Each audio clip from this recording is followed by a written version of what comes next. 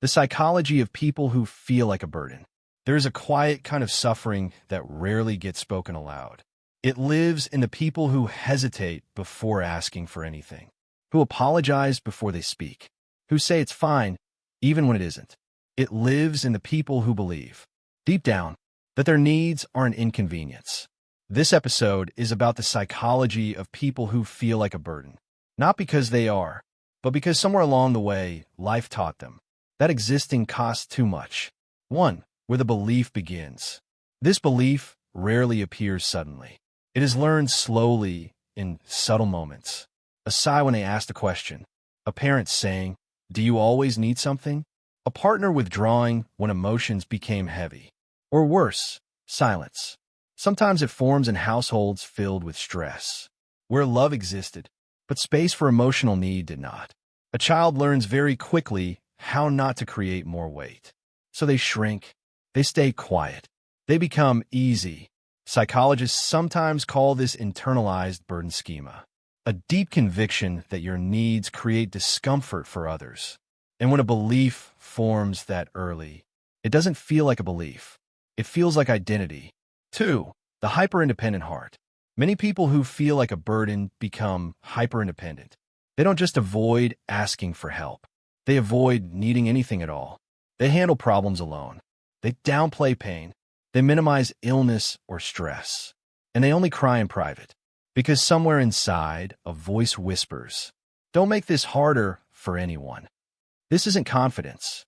It's self-erasure as a survival strategy. Attachment theory shows us that when care felt inconsistent or draining to others, the nervous system adapts by reducing emotional expression. It's not that they don't want closeness. They want it deeply. They just don't want to cost anyone anything. So love becomes performance.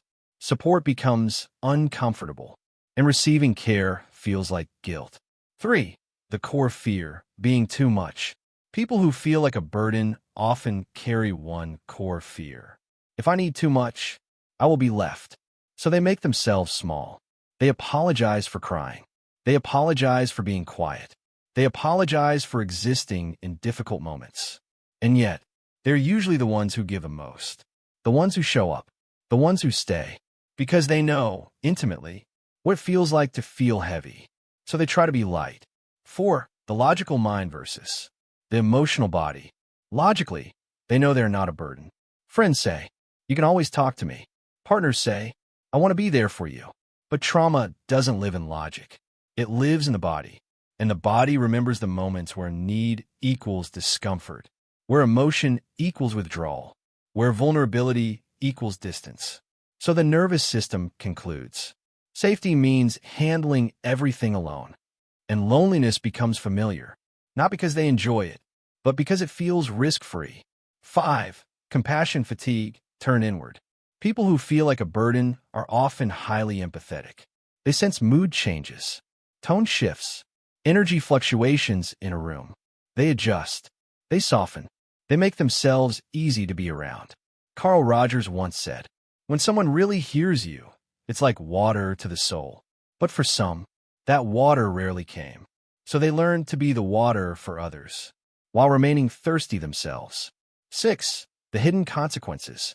Living with this belief has a cost. It can lead to emotional suppression, burnout, strained intimacy, overfunctioning, self-neglect, depression, feeling replaceable, struggling to rest, and perhaps the deepest wound, not believing your presence is inherently welcome. So even when love arrives, they wait for it to expire. 7. The healing begins quietly. Healing doesn't begin with shouting your needs. It begins with permission. Permission to exist without apology. Permission to ask without guilt. Permission to take up emotional space. And slowly, gently, retraining the mind to understand. Needing care is not the same as being a burden. Healthy relationships are not weights to carry. They're shared gravity. True connection means mutual presence, not equal silence. 8. A different story. Imagine if, instead of shrinking, you allowed yourself to be seen. Imagine saying, "I'm struggling today. I could use some help. Can you just sit with me?" And nothing bad happens. No one leaves. No one sighs. No one withdraws. Your nervous system learns something new. You can be held without being heavy. 9. The closing reflection.